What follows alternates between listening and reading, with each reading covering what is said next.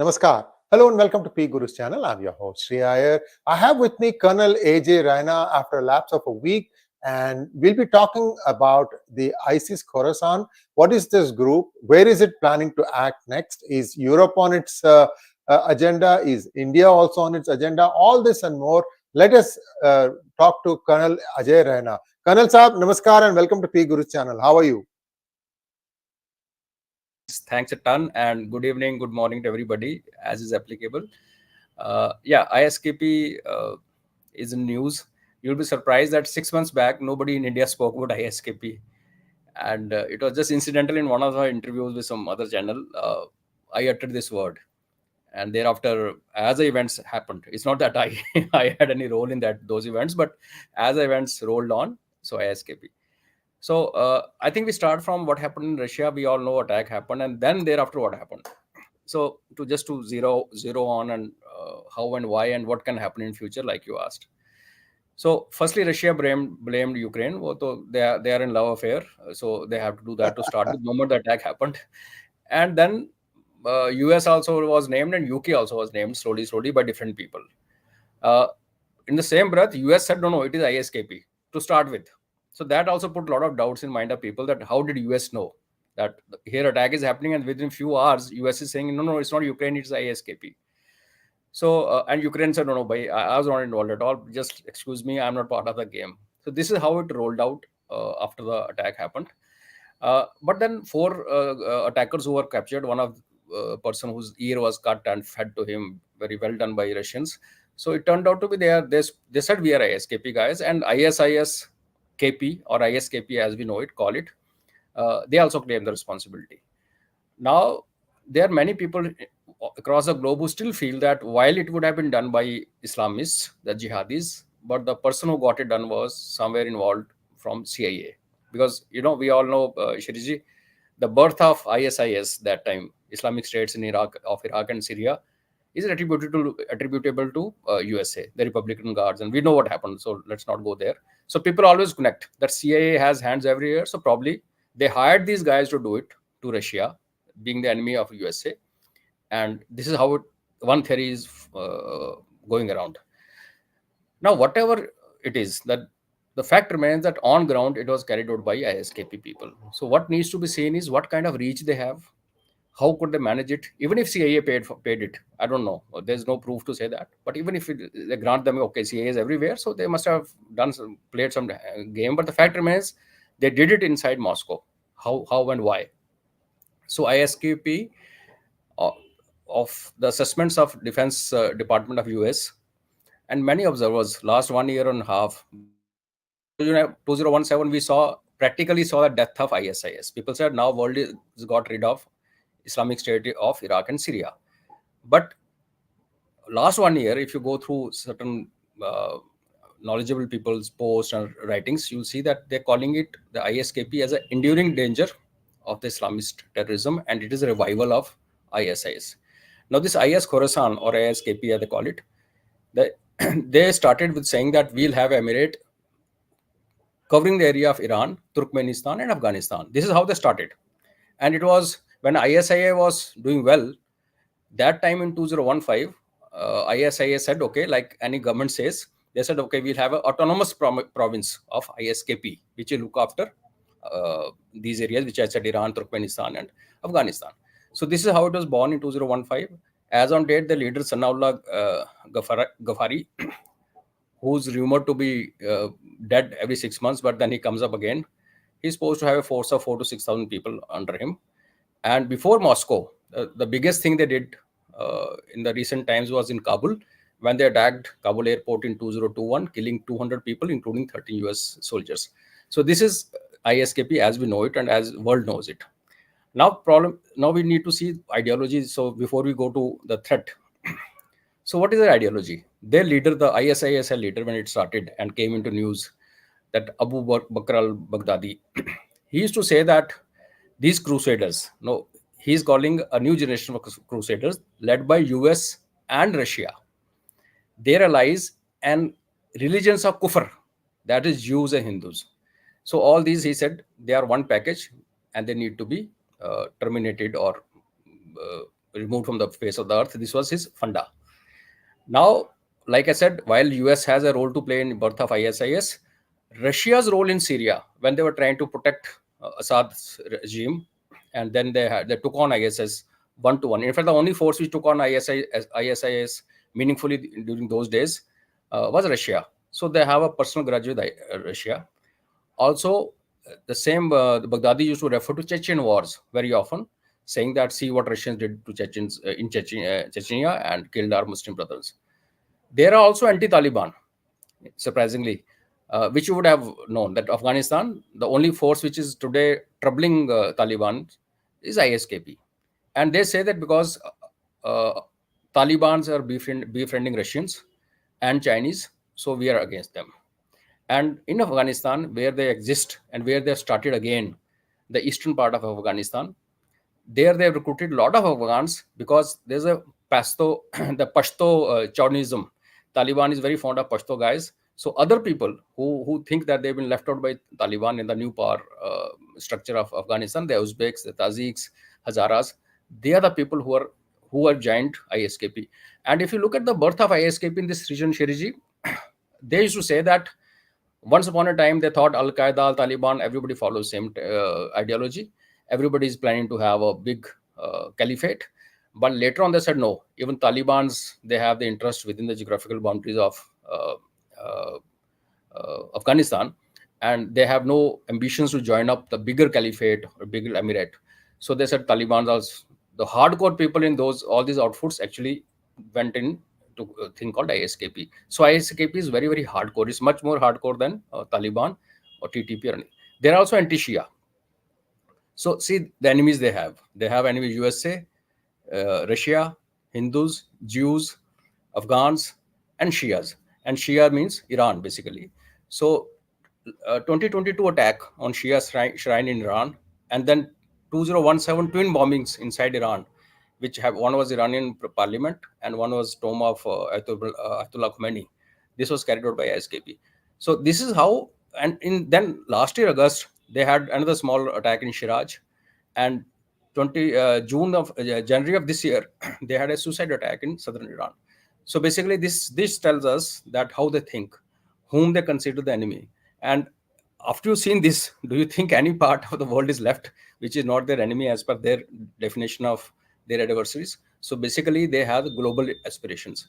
And when I refer to ISKP about 6 months back, this was the point I was making, that okay, you have TTP, which is local. Taliban has a nationalistic kind of ambition, but ISKP is one group today which has global ambitions, and they have global targets.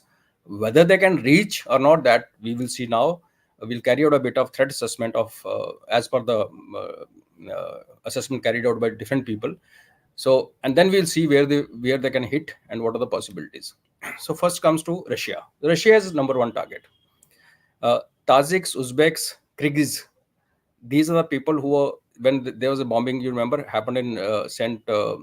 Petersburg's metro in 2017. The guys involved there were Uzbeks, they were Tajiks, and they were Kyrgyz. Then just before Moscow attack, the Federal Security Service, because of Russian name, they called FSB, they had announced that 2 ISKP operatives had been killed in Kaluga. Now, Kaluga is only 150 kilometers south of Moscow, and it's about 300 kilometers of Ukrainian border. So, like I said, whether CIA got it done, whether Ukrainians were supporting it, the fact remains that ISKP guys were involved, Islamists were involved.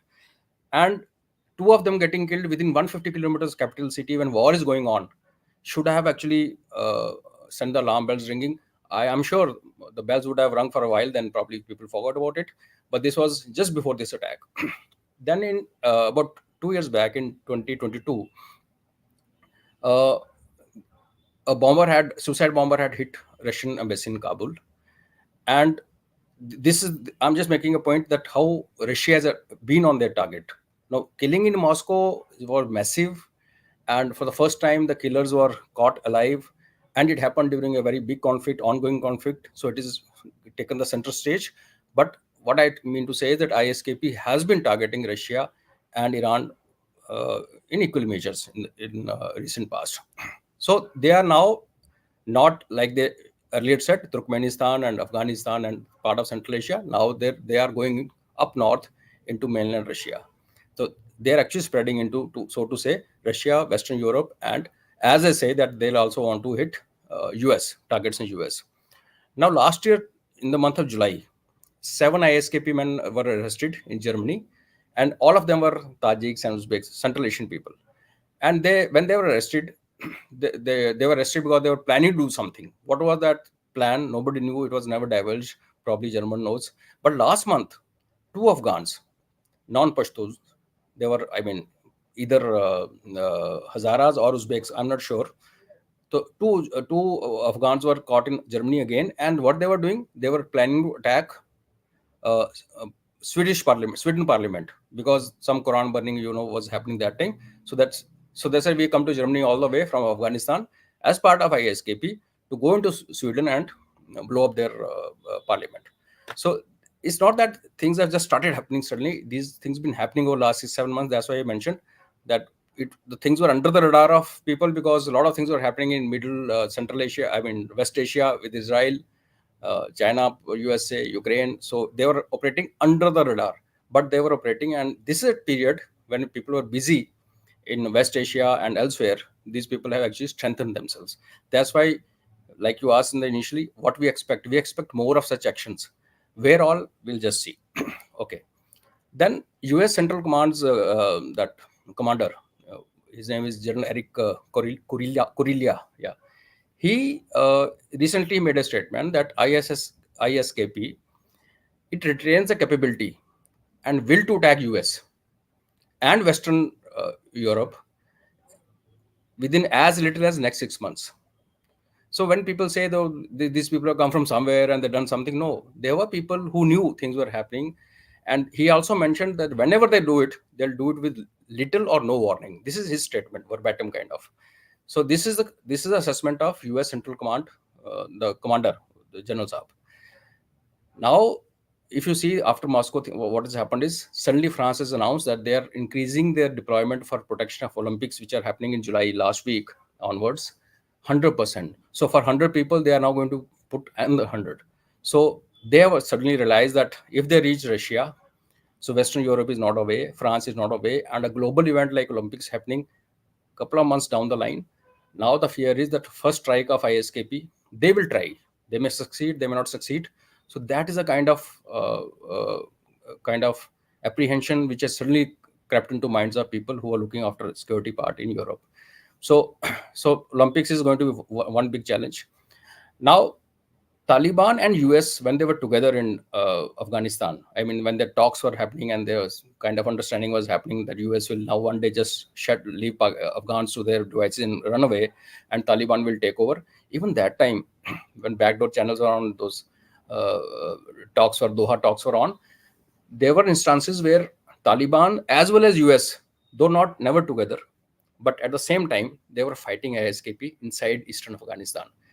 And one area which remained completely out of control of US Army while they were in Afghanistan, NATO forces in Afghanistan, was part of eastern Afghanistan, and even Taliban couldn't have their hold.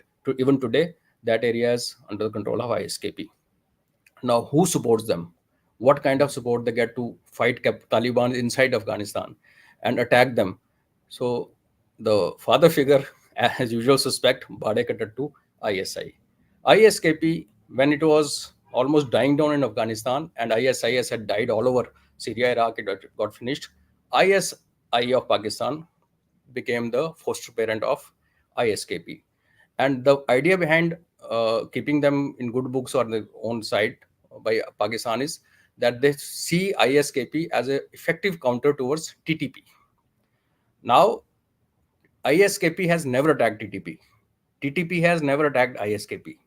But these two forces on two sides of the spectrum are supposed to clash one day. And as it happens in Pakistan always, they want these people to fight among themselves, keeping and watching from side. So that's the reason.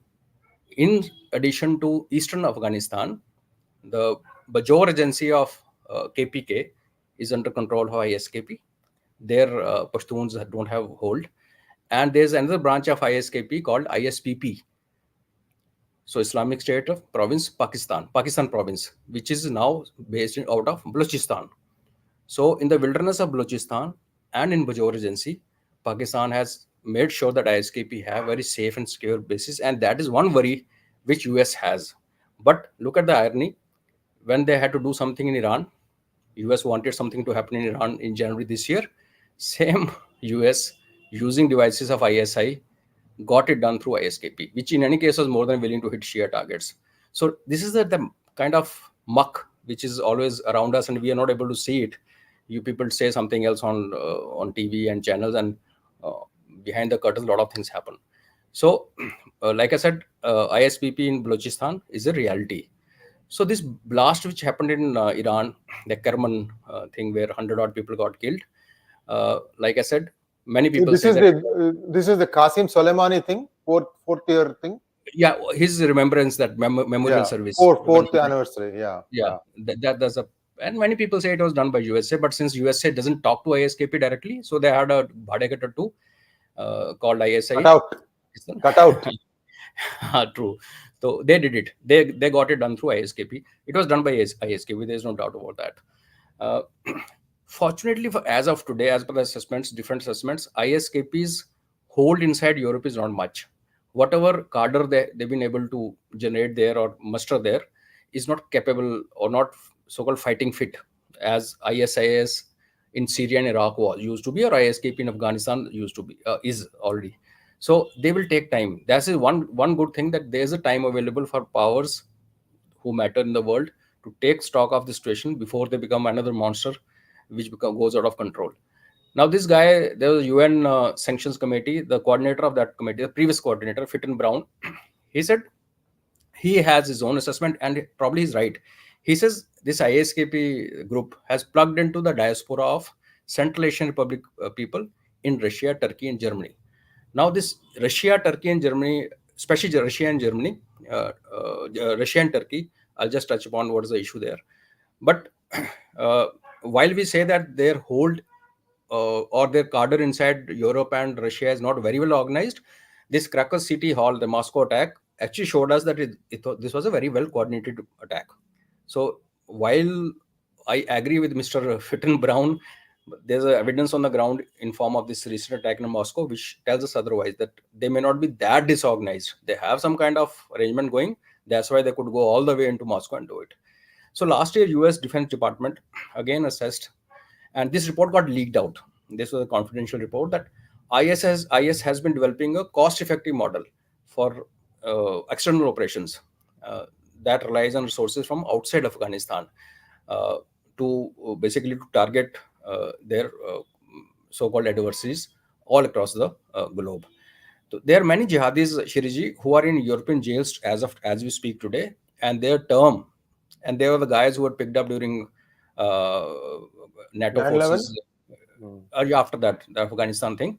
Now they're due to get released, and the European, as they are very righteous people who will actually release them if they can let a guy go scot-free after he raped a 6-year-old girl, and he told the judge, my Quran says there's nothing wrong in raping a kafir 6 years old. He said, okay, your belief system is good, please carry on. This happened in Europe. You must have seen the news. So imagine these guys getting released from European jails, and then you imagine there are people who are waiting to contact them and develop those contacts inside Europe. This ISKP guy. This is one big fear, and this also, I mean, something which we should be like US Defense report for once is not wrong. This is a threat. So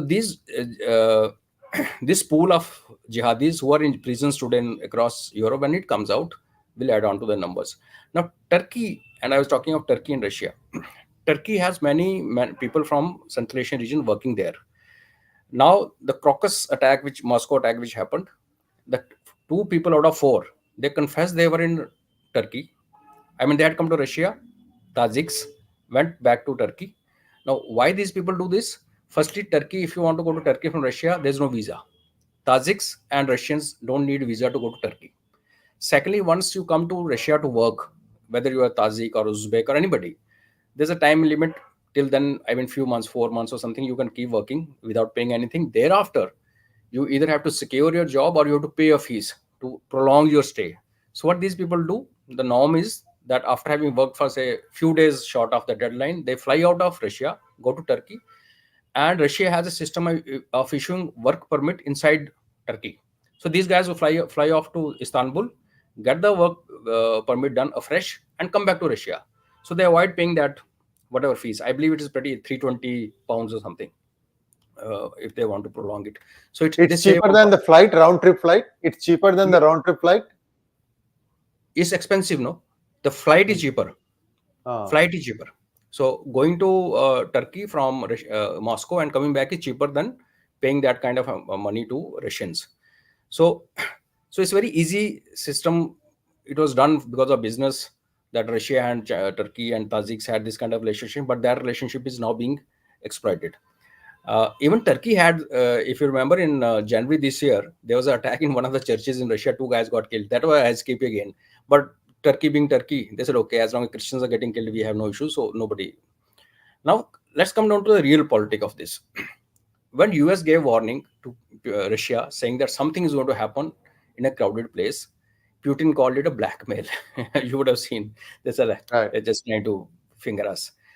And US later on said, okay, our intelligence was based on a chatter which they had been able to capture, the internet chatter. But surprisingly, the news came out today only that even Iran had warned Russia. After that the 4th anniversary, Soleimani, that memorial service, after the attack happened, Iran had arrested 35 suspects, most of them Tajiks, including their commander. So these guys told Iranians that something was going to happen in Russia, but they were not able to tell them where exactly. So even Iran had given this input to Russia. So this actually shows Russian intelligence and their security system in bad light.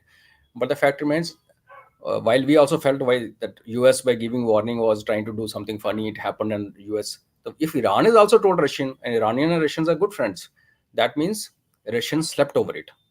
Though director of FSB, the Alexander 𝗣𝗬𝗂𝘁, what is his name?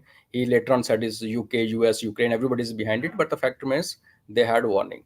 So whatever now Russia's yesterday's statement of their director of intelligence FSB was, okay, ISKP has done it, but we know there are darker forces which are behind ISKP. But I look at it is that there's a tool called ISKP. Whether there's a darker force or they're doing it themselves, the fact remains they're developing the capability of hitting so deep into Russia. So and tomorrow if something happens in Olympics, it will be a big kind of a tamasha. So moment this attack happened, as usual, Russia started bombarding energy infrastructure of Ukrainians, but that is actually not the answer.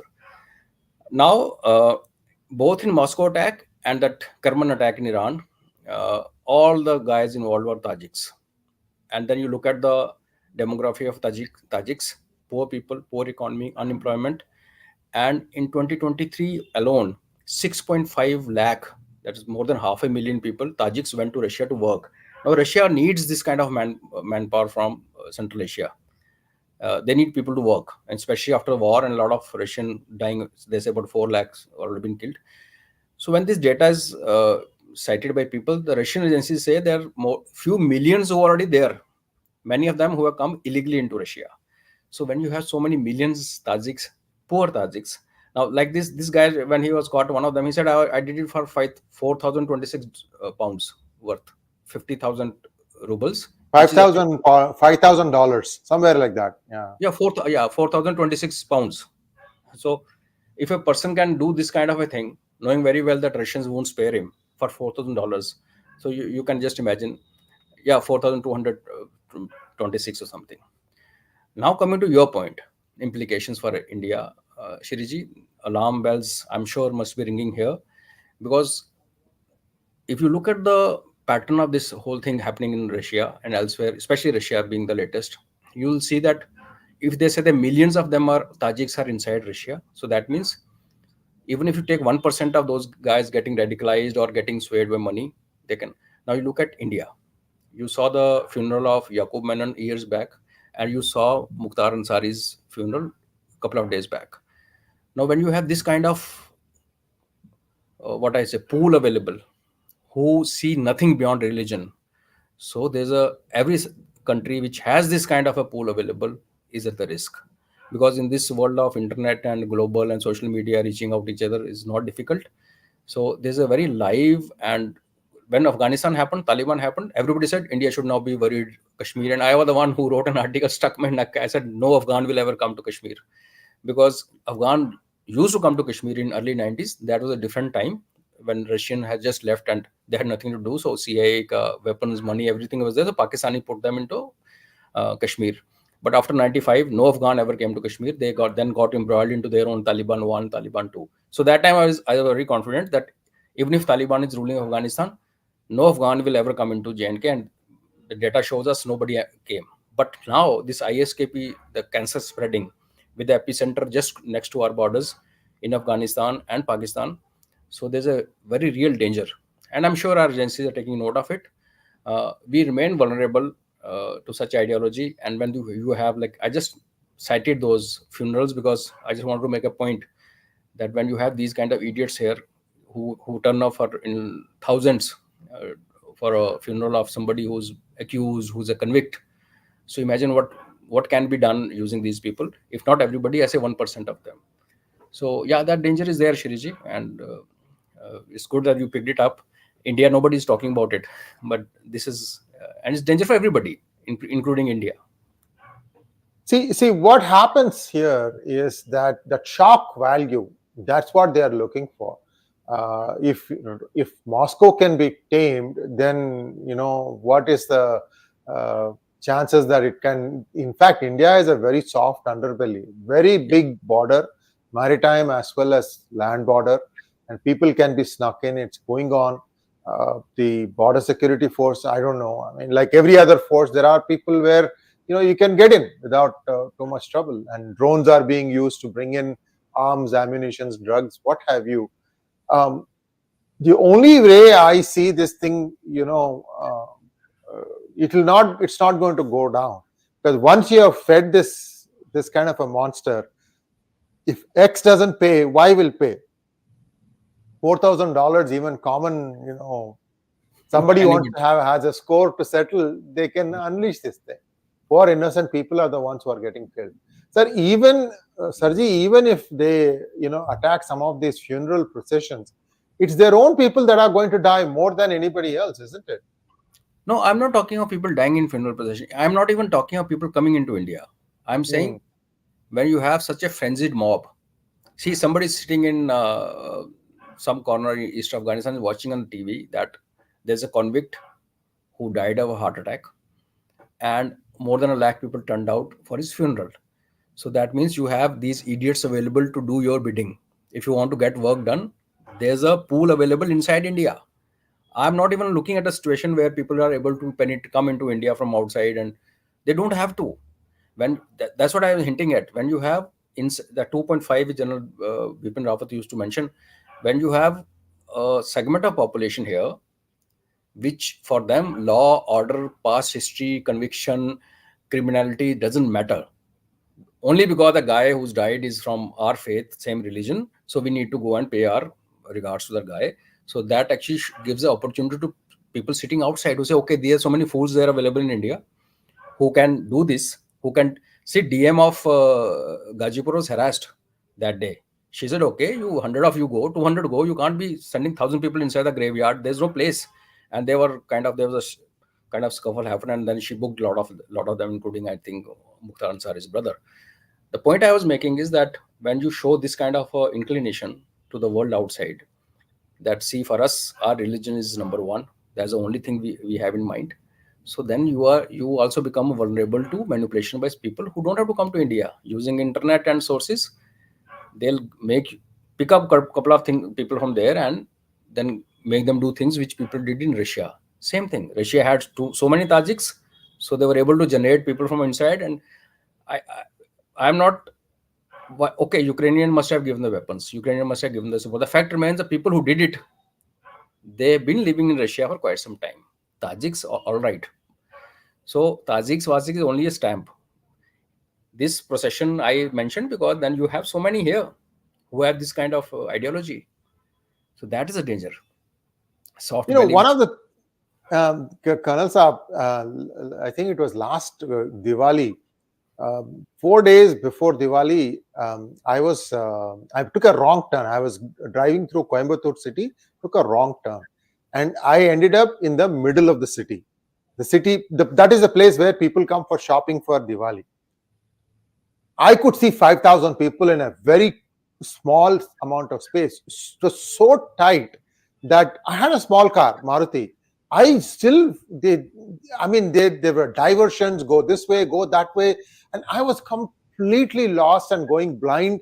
And Google is saying one thing, these guys are saying no, you have to go like this. And I'm like seeing the people there, 5,000 people. Oh my God! Anything happens there, there is no way you can. How many bags are you going to search? Everybody has a couple of bags. Everybody is shopping, clothes, fireworks, jewelry, whatever.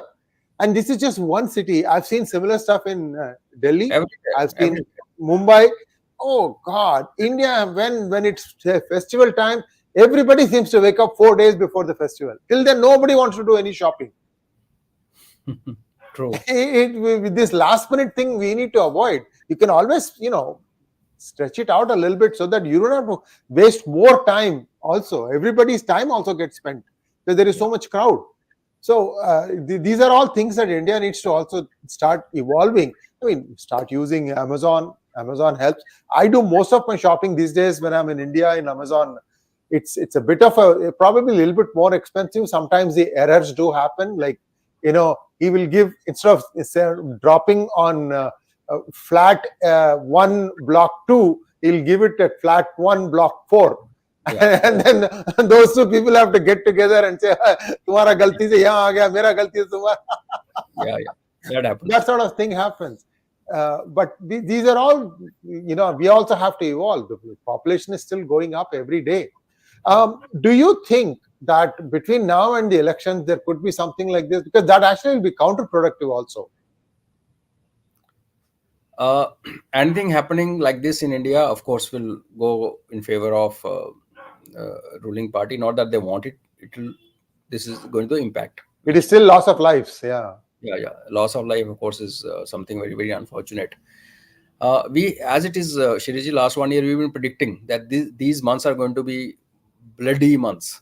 Touchwood, till now it's been okay, and every day one gets up in the morning and prays that this day also goes peacefully. Let's give due to our agencies, because I'm sure people are trying all over. See, you have one guy getting arrested, the chief minister in Delhi. So you have another version of him getting born in Ladakh today. So other day we spoke about Ladakh, their genuine demands, everything. There's a person who's hijacked the thing, and then he's being seen with people who don't enjoy a good reputation, the so-called leftist or whatever you call them. So then people are saying, okay. So a lot of actions are happening in India. We expected this. My only thing is, okay, you let do a protest is okay. You defame India, that's also okay. No blood should be shed. And if it is not being shed, it's only because our agencies are awake and they're working. Otherwise, there's no reason. We were expecting a lot of trouble, and people are there who want India to be put down. And this is the most vulnerable time. Mahadev will protect us all, and our agencies are doing well. And if something happens, though, then people can keep crying later on. They did it themselves. It's not that they're doing themselves. It had an impact. Some of the biggest impacted are people who were fleeing Afghanistan when US abruptly pulled out from there, and not proper checking has been done. That was one. I mean, people just flew in plane loads. That was one. And the second thing is the border has been porous for the last 2-3 years now. Biden administration will have blood on its hands if something goes bad here. I mean, in the US is a bang for the buck, right? Everybody will be there. Everybody will even go and look at a screw and a nut and say there will be a conspiracy theory here and there. So even I have to tell this to our viewers, the bridge that collapsed, there is Baltimore bridge that collapsed. There is evidence that points to another similar container ship in 2017 being completely brought to a stop in River Hudson. River Hudson is inside New York City. It actually splits the city into 3 or 4 parts.